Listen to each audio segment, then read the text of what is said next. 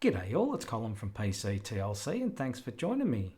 In this video we're going to have a look at StormOS. I was watching back EB's live video on DistroTube, just watching it back because I wasn't there at the time it was live.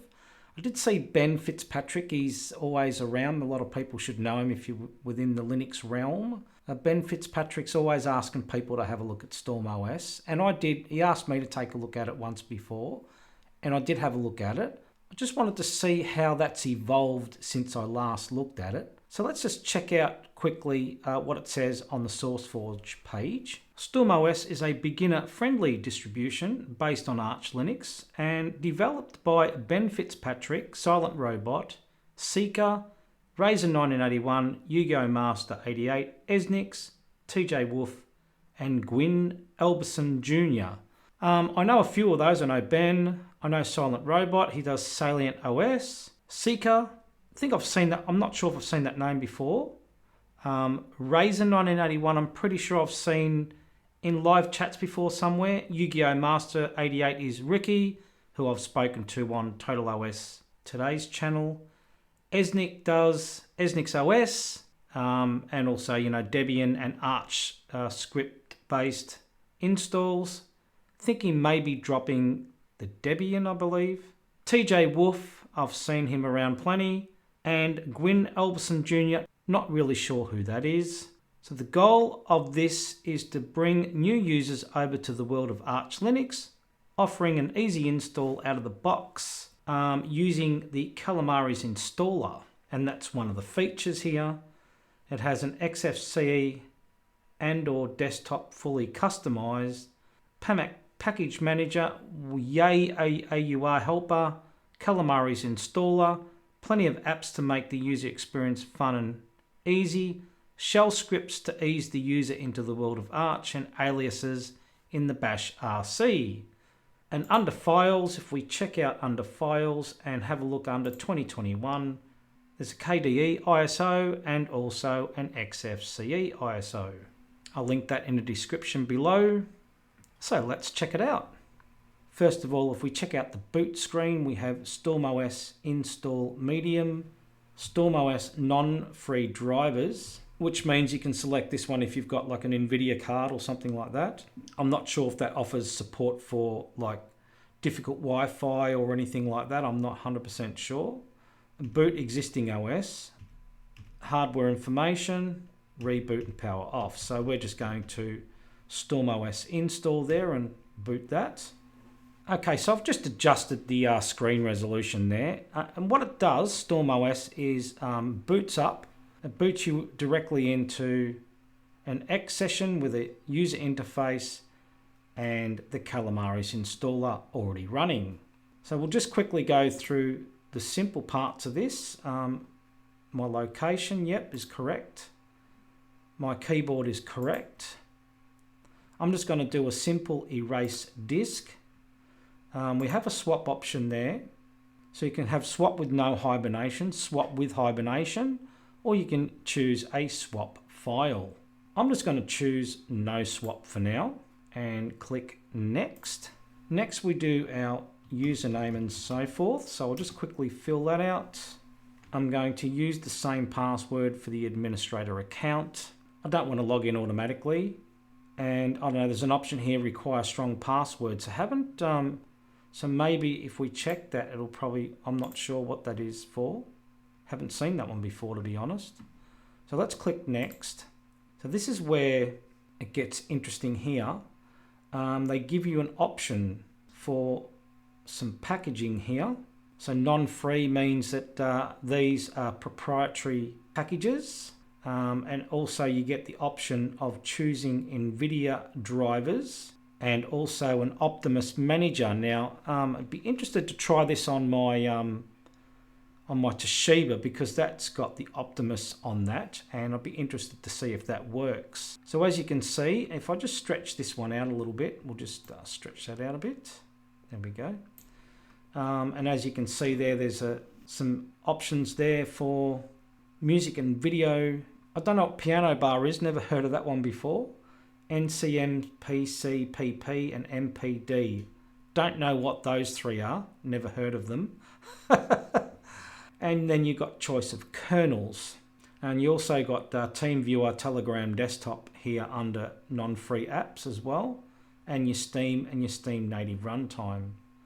Although I didn't install any of these, but Steam is in the menu. So I don't know whether it's installed or whether it's in the menu, you click on it and it'll install it for you. I'm not sure about that, didn't try that at this point in time. So I'm not going to be selecting, or should I? Oh, maybe I will. I'll select a couple of things. Let's select Telegram Desktop and VLC. Now, I'm not sure if they're already, actually, no, that's not. Let's just do, let's check nothing off. Let's not do anything and see what's installed. So let's go next. There's our summary and let's click install. Install now. And we're off to the races. Now I might just cancel this install because I've already done it. Okay, so I did cancel the install, but I thought, no, I'm going to, because this is a different VirtualBox, I'm going to install, say, Telegram Desktop, VLC, Handbrake, MPV. Let's do TeamViewer as well. And let's do Steam and Steam native runtime. Now I want to see the difference between this one and the other one I installed without checking off any of these things and see if there's any difference. So let's click next and install. Install now. Okay, so that's the install done. Let's restart now and let's first of all check out this install and we'll compare that against the first install I've done. Okay, so I'm not sure if this is a VirtualBox issue or whether it's just an oversight on the boot screen here, but the StormOS logo is covering the actual choices on the boot screen. So I'm not, it could be a VirtualBox thing because I haven't tried in real hardware yet. Just thought that was something worthwhile mentioning. So let's log in to the desktop. And here we are in the desktop of StormOS. So it's got a plain background. I don't know why it's got a plain background. Probably a VirtualBox thing again. Desktop settings. Now it's not showing any backgrounds here, so that's very interesting. I think this has got to be VirtualBox for sure. You'd have to think they had some backgrounds installed on this. And I've noticed that these icons are very small down the bottom here as well. Yeah, this is the problem when you do things in VirtualBox. You get these issues. But let's have a look anyway. This is Thunar File Manager. And as you can see, they've got wobbly windows out of the box. They've got the magic lamp as well. And your icons, your opened windows iconified in the center of the panel. Icons look nice. And the theme looks pretty nice. Not sure what theme they've got going on here. Let's just quickly check it out. Appearance, Quagga Dark. Okay, that's one of my favorites. Normally I use the Quagga Win Dark. And the icons are Teal Circle Blue or Teller Circle Blue. I'm not quite sure how that's pronounced. Just like most things in Linux. Words are hard. And we've also got the Window Manager tweaks. No, actually that's not going to work. Window Manager. No, that's not going to work either, I don't think. Because they must be using the other one. Where is it? Is it in here? Okay, so I can't find it. Let's go to all applications. Yes, they're using Compiz. So that's where the themes would be in Compiz, I would say. Haven't used this for a while. Window Management. There it is. Emerald Theme Manager. That's the one I'm thinking of. That's an alternative theming manager in XFCE. So that's what they got going on in their XFCE build here. So what are they using? What's the one that's selected? I'm not sure. And they've got a lot of themes.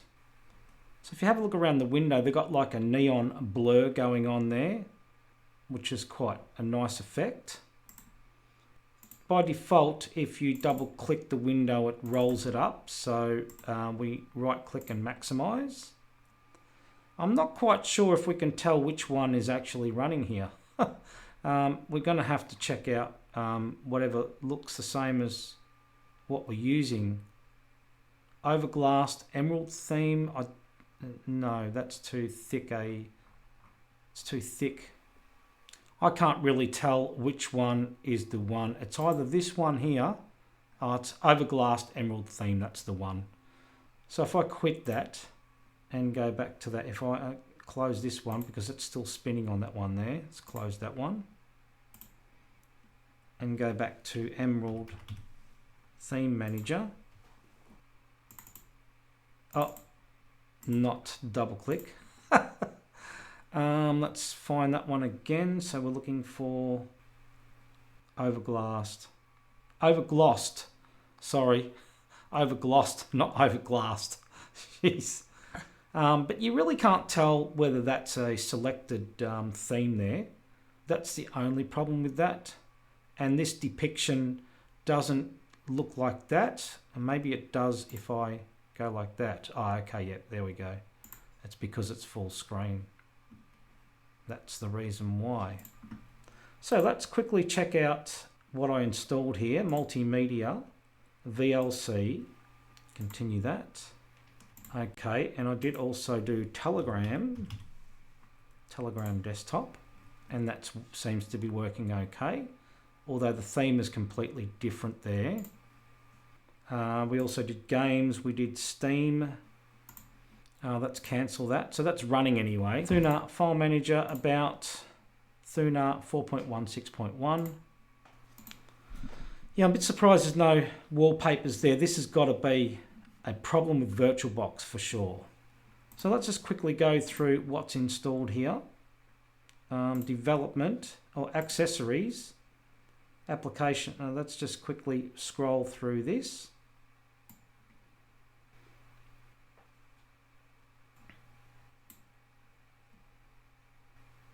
And they got the SUSE Studio Image Writer.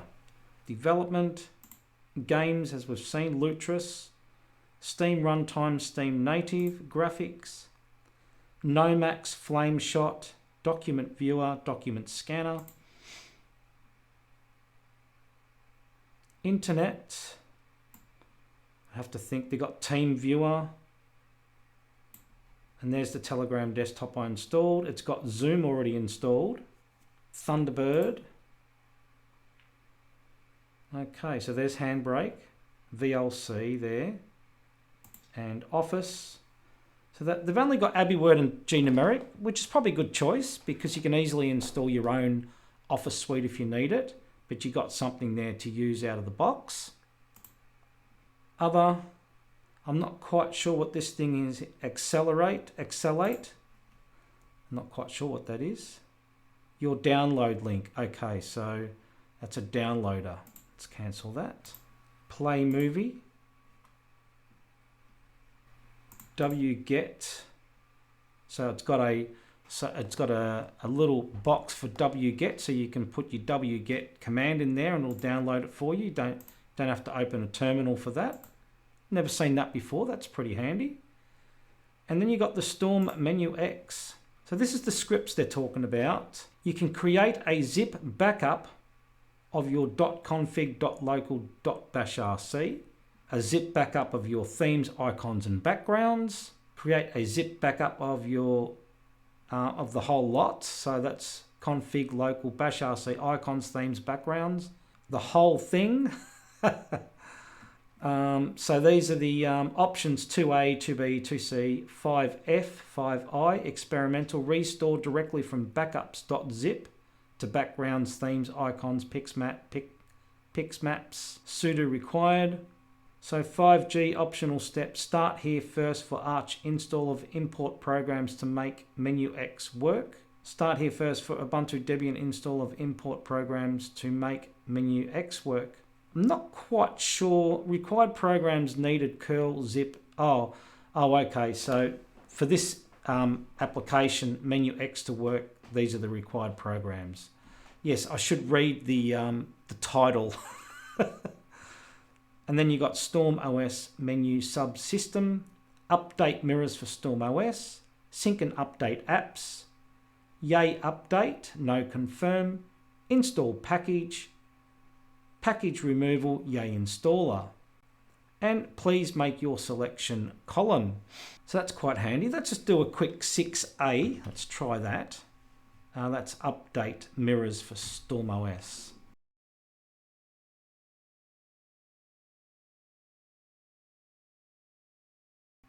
So we'll see that it's failed to rate rsync download and blah, blah, blah. This seems, I'm pretty sure this was happening when I was checking out DistroTube as well. I don't know if there's an issue with Arch mirror syncing at the moment. I'm not sure whether it's just, these mirrors are just not suited for here. Maybe that's what it means. I don't really know.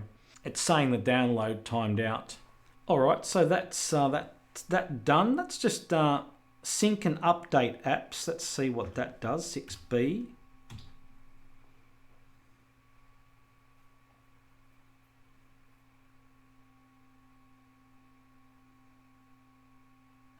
Let's just go no for now. Okay, so that looks like it's doing an update. Install package 6D, what does that do? It sends you to the terminal, okay. Yay installer 6F. Oops, let me try that again, 6F. This is not a selectable option. 6F. Takes it to the terminal as well.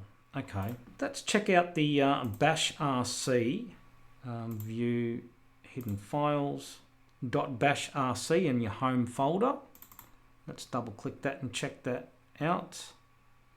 Let's maximize that.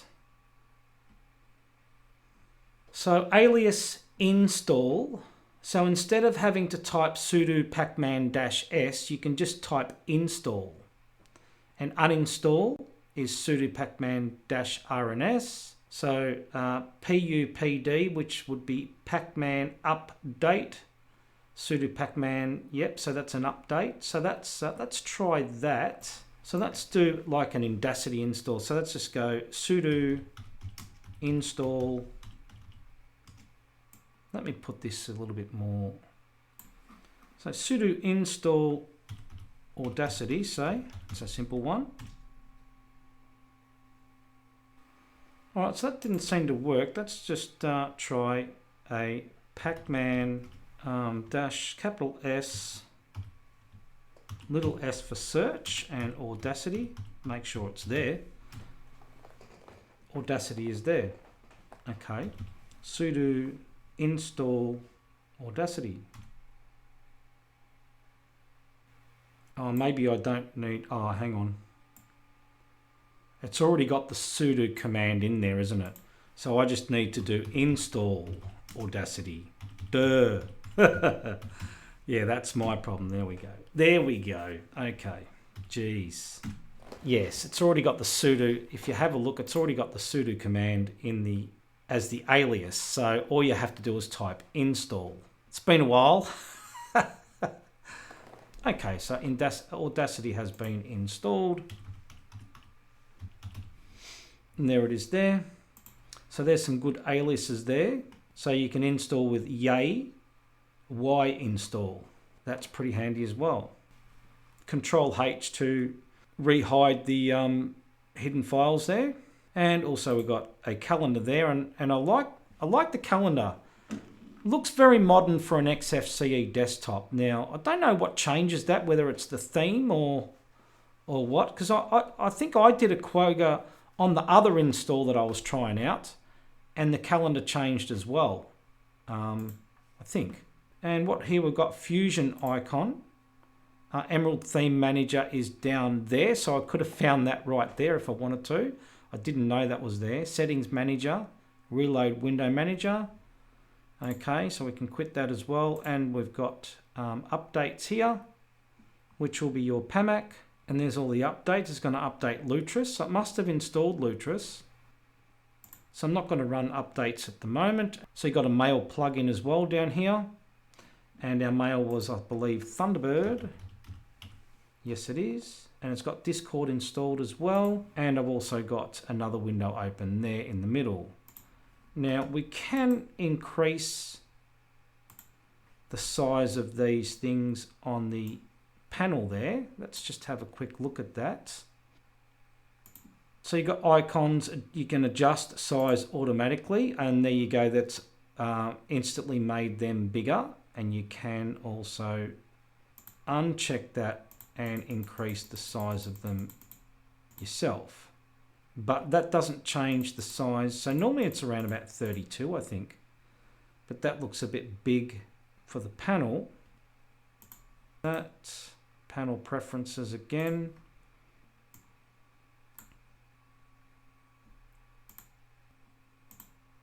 Adjust size automatically adjust for the size of the icons according to the size of the panel. So you got the panel size here. You can increase your panel size in display. So if we went to say 34 and then we went to appearance and we adjusted these to 32, and you can do it that way. Probably a bit big there. That looks pretty good. They have super key working out of the box, and you can see that blur effect around there, the neon blur on everything they've got going there. I think it's called blur. I'm not sure if it's called blur or not actually. Let's check out Compiz. That'll tell us. Be window effects, water effect, window decoration. Oh, it's not a blur, it's a shadow. Yeah, that's active shadow. That's what it is. Yeah, so they got the active like neon shadow happening. So that's what's going on there. So everything else is probably your typical XFCE stuff. So what I'm going to do is shut this one down and open up my other one. So let's shut this one down. And as you can see in this one as well, the logo is hiding the grub options there. So I've got a nice background here on the login screen, but that seems to disappear once I log in. And disappeared. So I have to think that they've got the Compiz running and the Emerald theme manager as well. So maybe that's just messing up. I could probably try 3D acceleration on VirtualBox, which I don't normally use because it messes me about a bit for VirtualBox, but I could try that. This one here, I've changed the weather to my location. So that's working pretty good. So let's just quickly have a look at the installed apps. Now I didn't install anything on this. We've got Firefox, we've still got Steam, but I didn't check to install Steam. I checked nothing on this one, but Steam is installed. Telegram desktop is there as well.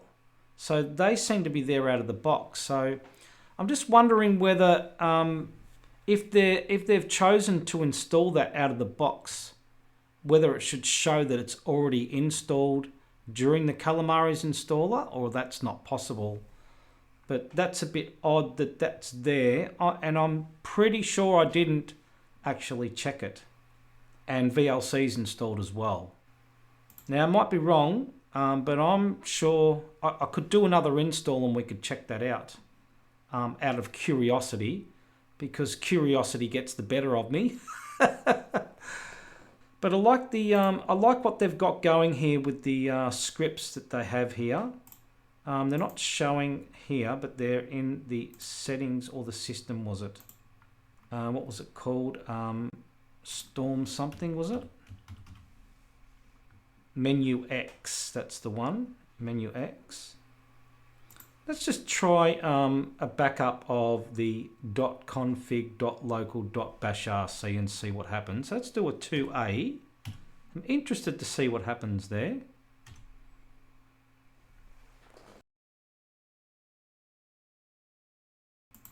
Let's just run that again. Let's run the themes, icons and backgrounds 2B and see if we can figure out where that's actually going to.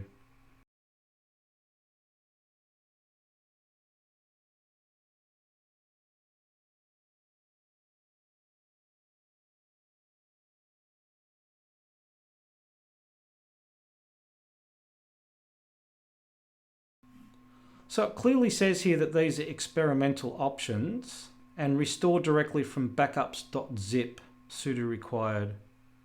We need to install required programs. Let's just do 5G.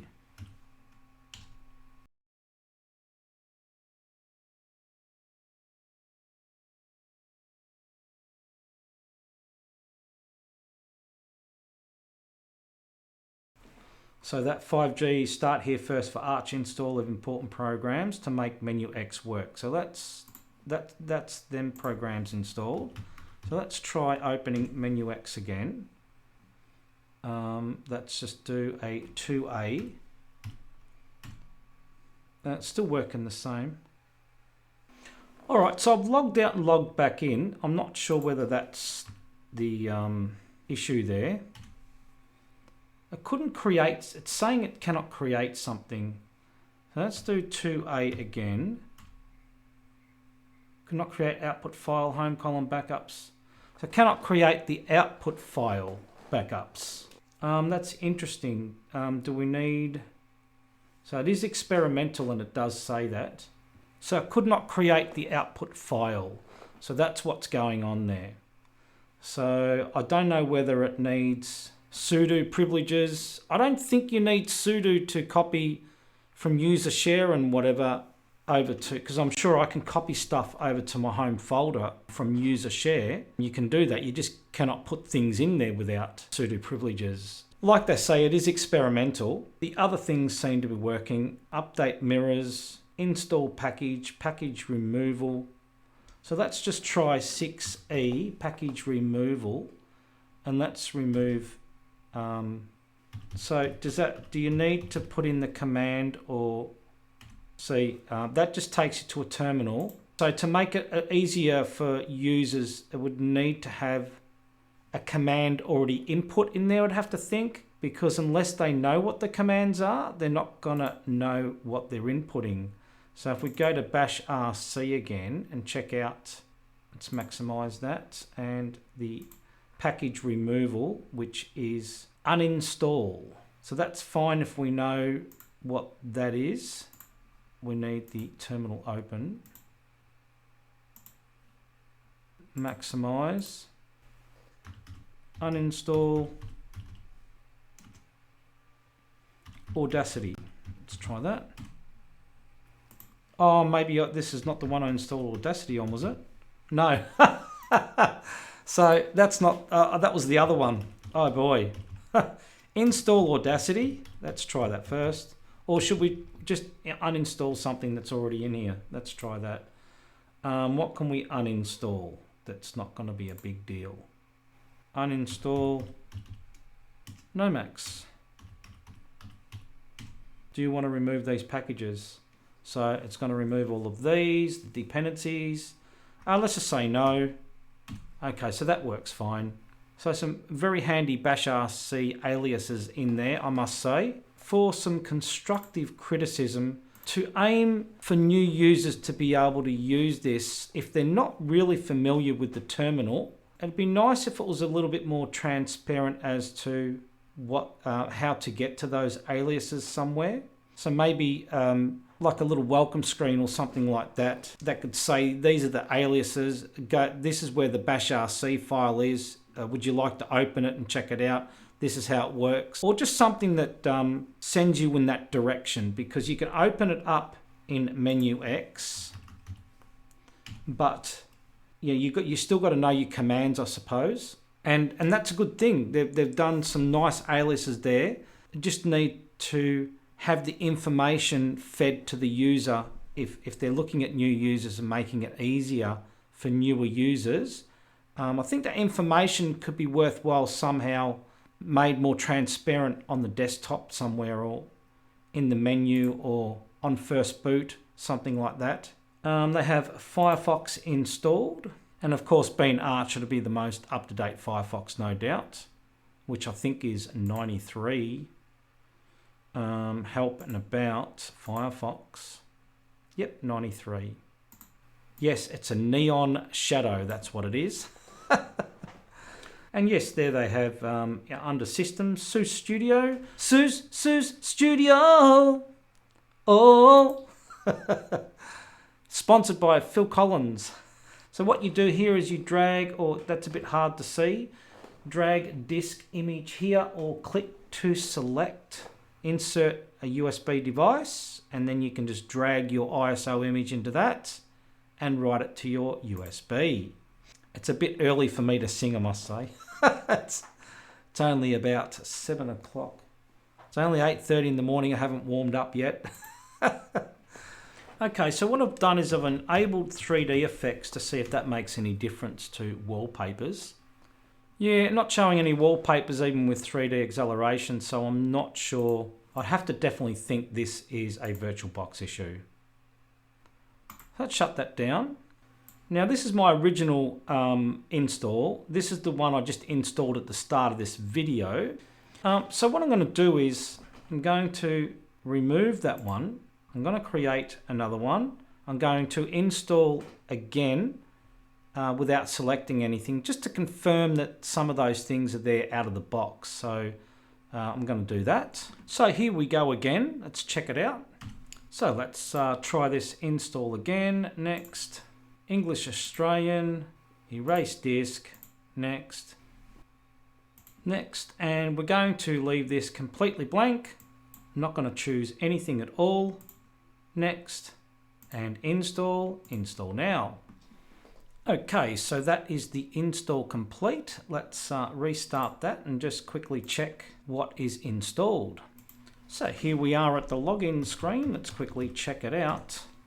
And let's have a quick look at what's installed here. Under multimedia, we have VLC, so I didn't check that.